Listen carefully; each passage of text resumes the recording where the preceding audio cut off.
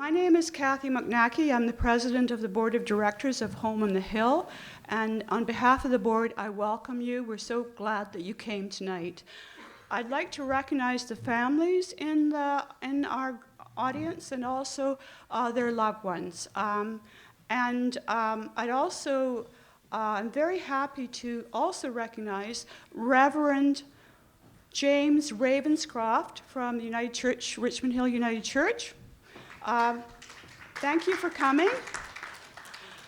Home on the Hill has been supported by the faith community in Richmond Hill since its beginning, so we're so glad that you're here. I'd also like to recognize Marge Andre. She is a community leader and activist, and she is the director of Connecting the Community. I don't know where you are, Marge. But anyway, she's responsible for broadcasting the existence of Home on the Hill and advertising these lectures. So we're very happy Marge is here this evening. Thank you, Marge. I think later on, Councillor Tom Munch will be popping in, and we're very grateful to the City of Richmond Hill. There he is. We're very grateful to the City of Richmond Hill because they actually fund the Robert Veltheer Lecture Series through their community and cultural grant. Thank you. Okay, so tonight's event is on schizophrenia, and actually it's a follow-up from our May 10th event when there was quite a number of questions that did not get answered. So we asked Dr. Dawson to come back, and he graciously agreed to come back and answer some questions about schizophrenia. But we also realized that people really needed to know what it's like to live with schizophrenia. So we're very happy to have our own Lindsay Thompson to explain how it is to live with schizophrenia. And we have Jude Merserau, who will also tell us what it's like to live with schizophrenia. So without any further ado, I'd like to hand the lectern over to Councillor Cilevitz, who has been with us since day one, and she's often here to open the evening. So with that, let me welcome Councillor Cilevitz. It's always my pleasure to be here to help introduce our amazing speakers and this event and the Home on the Hill events. And it's always truly my honor and privilege to be a part of this organization who does such incredible work throughout our city and our region. And I want to take note of Kathy and of our wonderful Maggie Veltheer, who's at the back. And this lecture series is named in loving memory after her beloved husband, Bob. I'm going to introduce our panel of participants tonight. Before I get there, I just want to also invite all of you on Sunday. It's the city's annual Remembrance Day parade, and we go actually from Wright, we go all the way up Young to our cenotaph. It starts at 10:30, and we'd love to see you all there and celebrate and honor our veterans. So without further ado, I would like to speak of Dr. David Dawson, who we know so well. He's been here many times. Dr. Dawson is a noted psychiatrist, writer, and artist. He is the former chief of the Hamilton Psychiatric Hospital and professor of psychiatry at McMaster University. Dr. Dawson and medical writer Marvin Ross. Marvin, are you here? Or is he still outside? There he is. Marvin's at the back. Marvin Ross do a weekly blog on mental illness called Mind You, Reflections of Mental Illness, Mental Health, and Life. Earlier this year, they published 2 compilations of their blogs, Mind You, The Realities of Mental Illness, a compilation of articles from the blog Mind, You and 2 years of Trump on the psychiatrist's couch. We're approaching 4, so we all need a lot of help.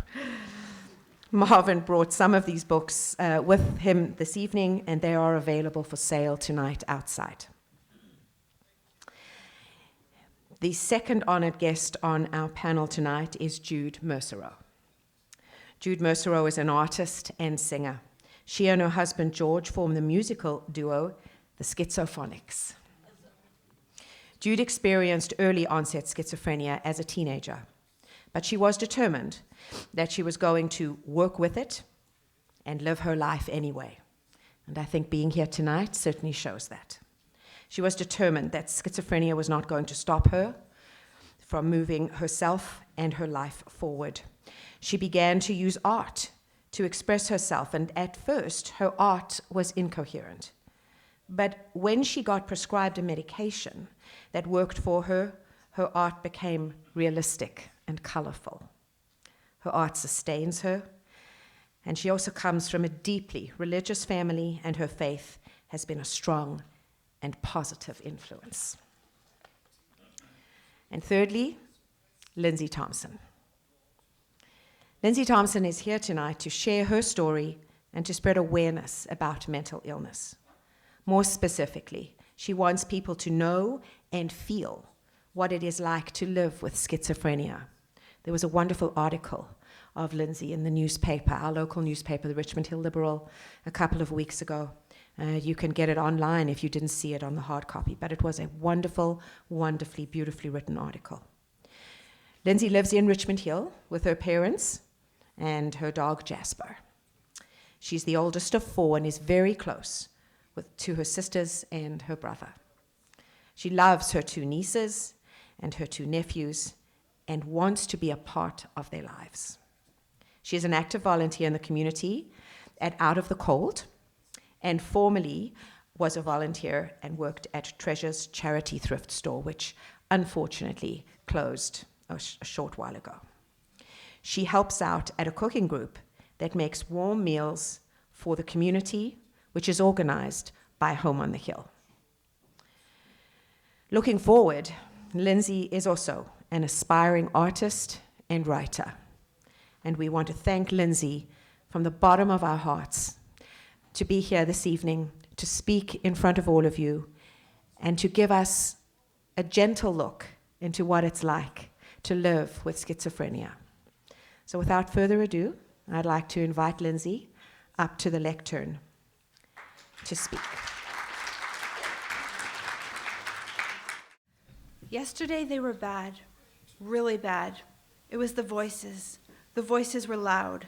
They were loud and obtrusive, invading my mind. It was more than just the murmuring, more than the subtle whispers that I hear. They were shouting at me, screaming at me. They paralyzed me. I was stuck. I couldn't move. My whole world became the voices. I heard them. I felt them. I became them. They made me feel like I didn't deserve to live. They painted my death, told me to die. The voices repeated, I was no good to anyone. The voices are not nice. I'm so afraid that other people can hear them, hear the voices. The voices are not mine. They come from somewhere else. They fill my head so loud.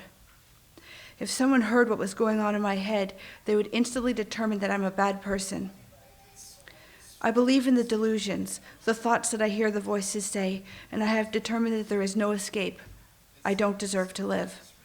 Suicide is seen as a selfish act, and yet the voices tell me it's the perfect escape to relieve my family of the burden I believe I am to them. My mind hurts. The voices shout, and the desire to die swirls around my head. Today is turning into yesterday.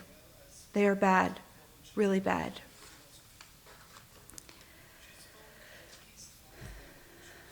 I have schizophrenia. I fought it for so long. It has been a battle. I got sick when I was 17. I remember that first time in the hospital on the psychiatric ward. It was nighttime, and walking down that long, dark hallway induced a fear and loneliness that was overwhelming. The next day, although still frightened and lonely, the hallway was brighter, and the other patients were regular people. Many people, including me, hide their symptoms, hide their illness. They feel ashamed, alone, and very much like a bad person. But hiding it causes more pain. I definitely feel it. It is unfortunate that it takes people experiencing it themselves or knowing someone else struggling before they become aware of mental illness. Because of the struggles, people are becoming aware. I'm in my 30s now, and due to the extreme nature of my illness, the life I believed would be mine is very far from the current reality. It's definitely a mourning that happens when you lose something you hold dear to yourself. I always believed that I'd have a partner, a fulfilling job, children, and I would live happily ever after. The fact that my life is so different from everything I ever wanted really hurts, and I'm alone with the pain. From where I am as an adult, I can see that time has passed. I can see that it is real. I miss it. I miss all the time I lost. I miss my lost life. I barely existed as a teenager and a young adult. I hung on to the fringes. I feel despair and loneliness.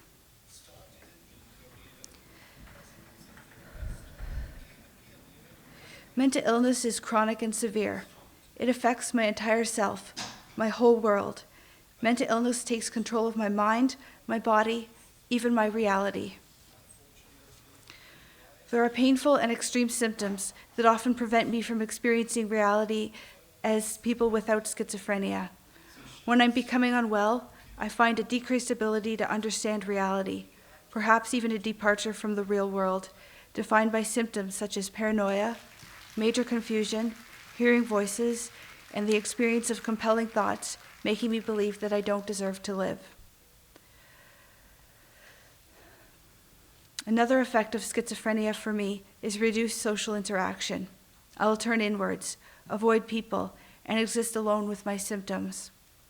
The instinct to avoid people is so strong and so powerful that at times it is impossible to be a part of the real world. When I first got sick in high school, my symptoms were strong. I felt separate from my classmates. I felt different and alone. It was painful. It took me 6 long years to complete high school. I didn't go to prom. I missed my graduation, and there's a space in the yearbook where my face should be. It's almost like I didn't exist. Schizophrenia is hard to treat. The illness manifests itself so differently in each person. For me, the voices, delusions, and a lack of reality govern my existence. Voices fill my mind, often shouting. Their shouts follow the same theme as my delusions, in which I believe that I'm a bad person and I don't deserve to live. I feel the badness in my soul. And then I feel I lose touch with reality as a dense fog wraps itself around me. It inhibits my view of the real world. I dream the symptoms. I dread the symptoms. And it's so painfully real that I actively live the symptoms. I've been prescribed different treatments. I've experienced ECT, electric shock therapy. The one significant side effect of ECT is memory loss, but the memory does eventually come back. The very worst part of ECT happens as I lie on the gurney, waiting to be put to sleep. I can hear the other patients behind the curtains, and I listen in a state of anxiety. They place the mask on my face. I feel a burn in my hand as they inject the anesthetic, and every time I have the same fear. I will never wake up. I've had many ECT treatments, and that fear almost gets worse. The night before, I'm beside myself, full of paralyzing anxiety. This treatment, although usually successful, is very invasive and very traumatic. When comparing medication and ECT, medication is a gentle treatment. However, unless it's an injection, many people on medication have a hard time complying with the prescribed dose. Medication has some inescapable side effects that are life-altering. The few that bother me the most are sedation, fogginess, and weight gain. It's enough to make a person like me non-compliant with their medications. Tonight, I'm fighting the sedation as the fog blows in. It's actually painful when my mind and body want to go to sleep, but I can't. The rest of me feels really embarrassed, and I really try hard to stay awake. The sedation is so strong that I've never found anything that works. Tonight, you might see me holding an ice pack next to my face to stay alert.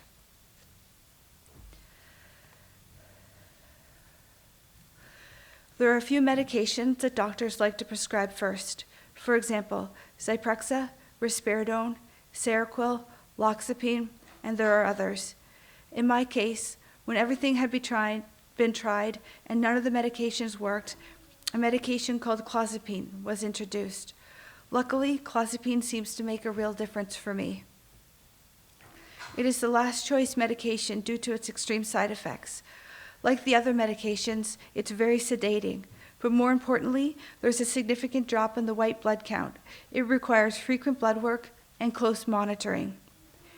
At this time, I take 2 antipsychotic medications, clozapine, Zyprexa, and an antidepressant, clomipramine, that is prescribed to help with obsessive-type thoughts. Again, the side effects of each of these medications are sedation, fogginess, and weight gain. For someone with schizophrenia, there are many things in this world to be afraid of. Reality gets lost. The voices, paranoia, strained beliefs, and a detachment from the world swirl around and around until I can't take it any longer. For me, the outside world exists without reality. This can create a need in me with my schizophrenia to escape, to get away. This fear, this lack of reality can determine what and how I, having schizophrenia, deal with it. Plans are made to get away from this overwhelming fear. So easily it can slip to suicidal ideation or even the act of suicide. It may feel like the only answer. My experience with schizophrenia has led to a couple of suicide attempts. I believe I need to unburden my family and to escape the real world. As I share all of this, please don't think of suicide as a selfish act. It is a last resort and far from being selfish. My biggest intent is to unburden my family. When you feel that there is nothing left, no strength to fight the voices and delusions, when you need to save the family, suicide becomes the only answer. I see the result my illness has on my parents, my sisters, and my brothers. It hurts them, but I'm doing the best that I can, and it's not enough. Please note, my parents and my brothers and sisters say with great force that they do not feel burdened. Burdened is something that I feel they feel. I feel it strongly.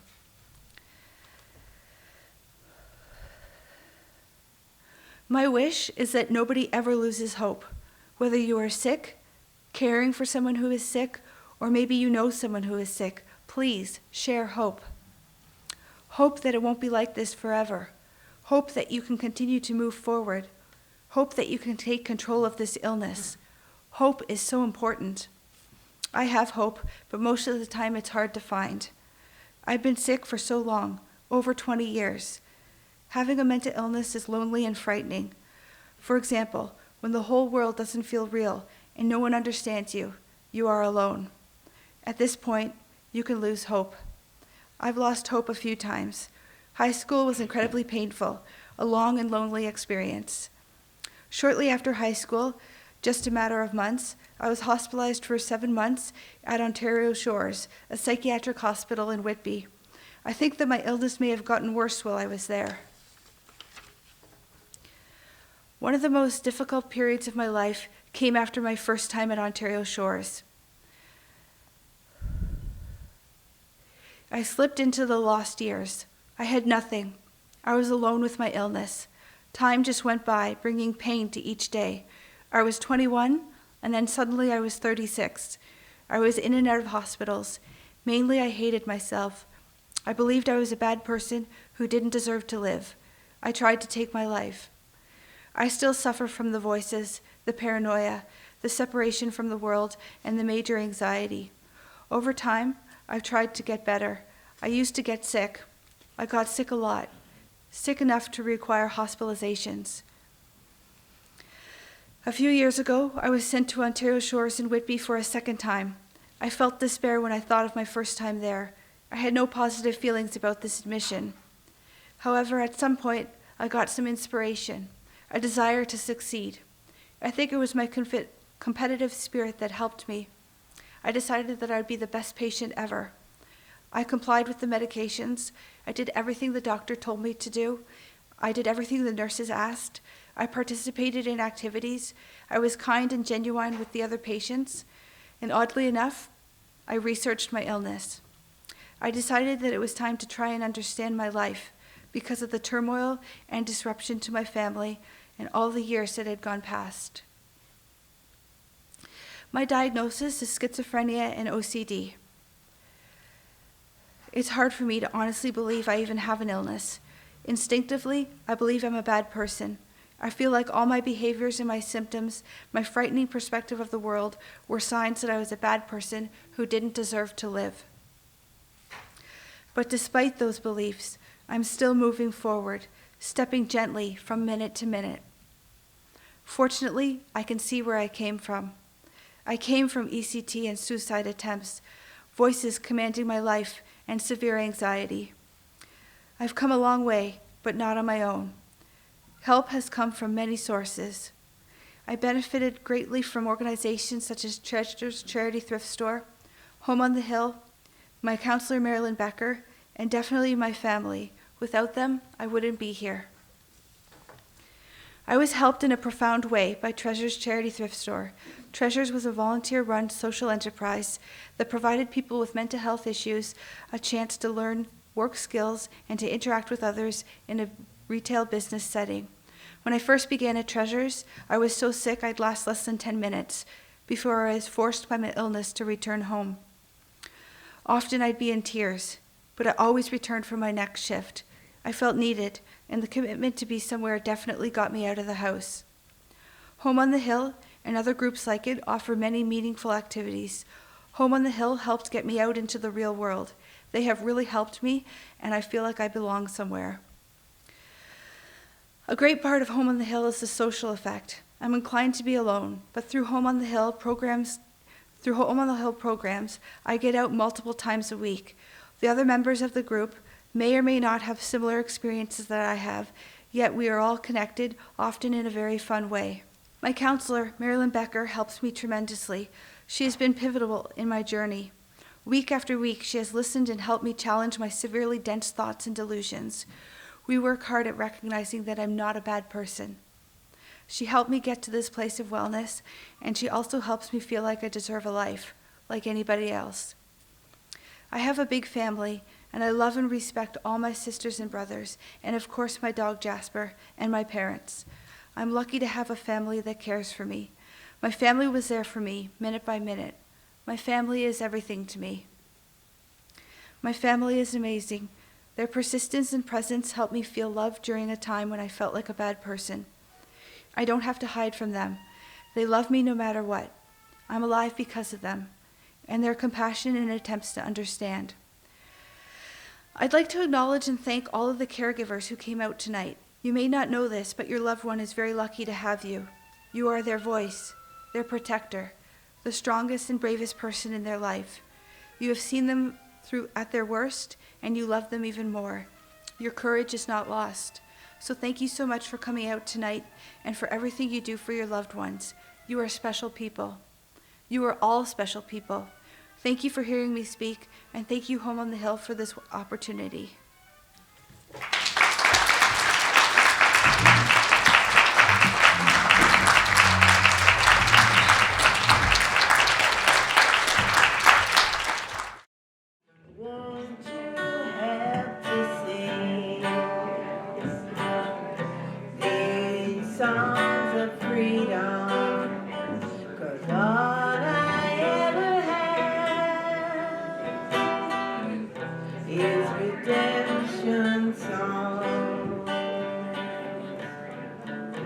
Emancipate yourselves from mental slavery.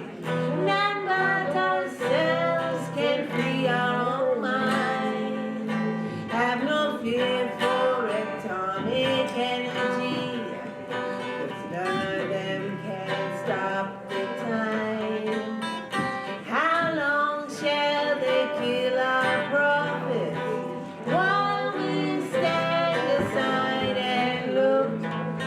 Oh, some say it's just an artifice. We've got to fulfill the book. Won't you help to sing these songs of freedom? 'Cause all I ever had is redemption song. Okay, hello everybody. I'm Jude Merserau, In Hamilton, I'm kind of a celebrity. I don't know. It is Hamilton, after all. Come on. When I was told that I could come back here and actually speak, the first time I was here, we ran out of time, and it was actually fortunate for me because I was so nervous I didn't know what I was going to say. Anyway, but this time around, I've had a lot of thought about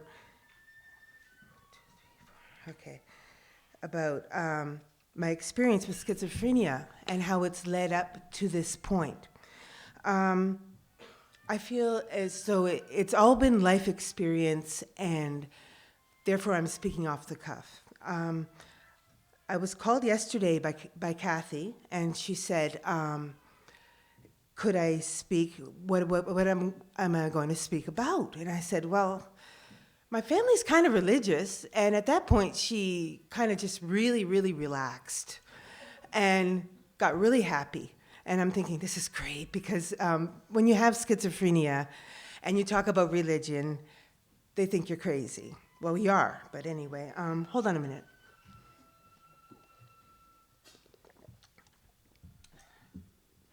So my family's really religious, and I was the black sheep of the family. I ended up wanting to go into art, and I was also early onset. I started developing schizophrenia when I was about 16.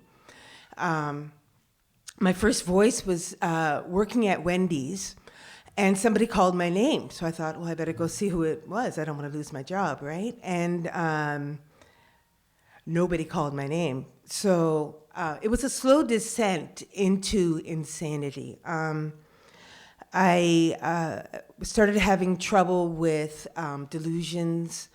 I thought I was more important than I really was. I thought maybe there was some kind of a God thing happening, and I thought I'd developed my own religion, and I had some very bizarre thoughts.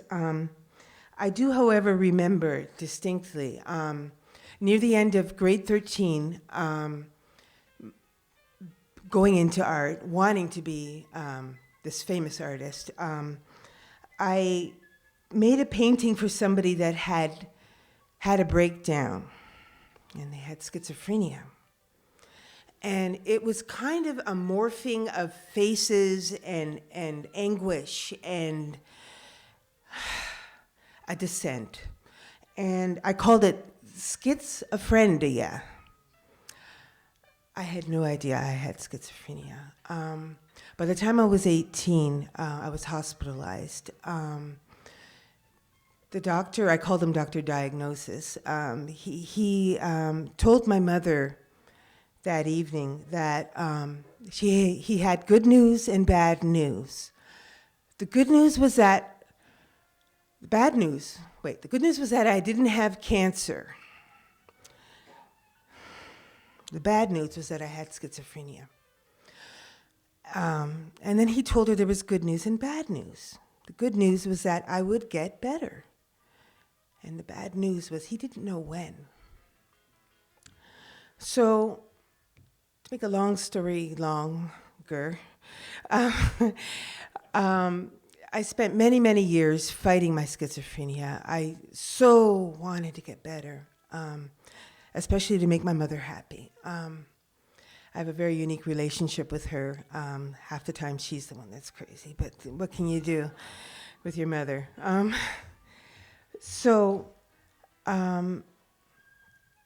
Finally, after years of struggling, I worked at McDonald's for a year to the day as a protest. My art was not selling, so I decided I'm going to flip burgers. And I worked there for 1 year to the day. I got Employee of the Month. That was fun. For McDonald's, whatever. So anyway, I got married to George. We've been married over 30 and a half years. Thank you. And he does not know how much he means to me. Well, he's probably catching on by now. Together we had a baby. We had a girl.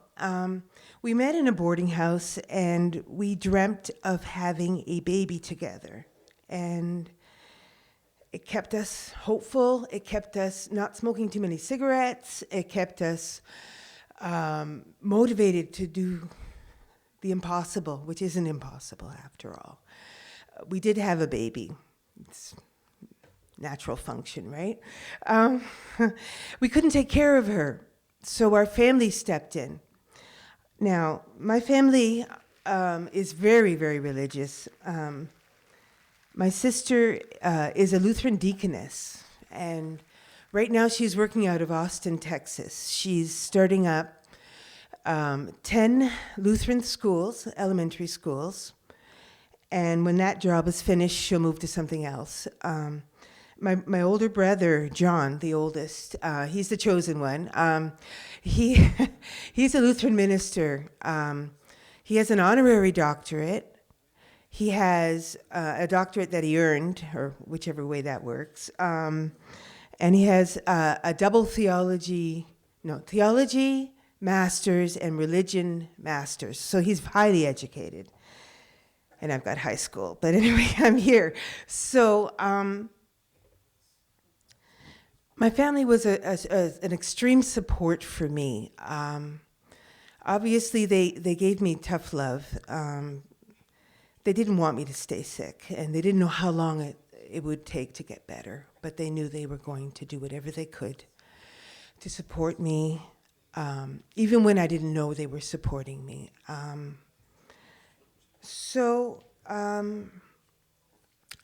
would hear my brother say things like, "Judy's a pagan."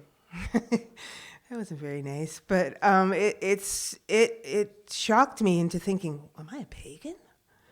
I thought I was Lutheran. You know, what's going on, right? So I learned to question my thoughts and to reason with myself about what's really going on. I remember my first case manager, she asked me a simple question. I think it's the question that they all ask at the beginning. She asked me, she said, "Do you hear voices?" And I thought, oh, she knows I hear voices. Maybe she can hear my voices. Whoa, my goodness. Maybe the whole world hears what's going on in my head. Now I'm in trouble. And I told her, no, I don't hear voices. And I wasn't in denial. I was protecting myself. So after years and years of psychotherapy, it took a long time, they put me on clozapine because it's the last hope drug. And I'm very proud to say I haven't had a breakdown in 25 years. Thank you, except for maybe tonight. So to make a long story longer, there is hope. I had, at one point, wanted to be a psychiatrist, and my guidance counselor, he asked me, do you want to be a psychiatrist or a psychologist? And I said, whichever one's harder, right? I think, in a way, I chose the hardest way, but I don't regret it, not for 1 minute. And just speaking off the cuff, thank you all.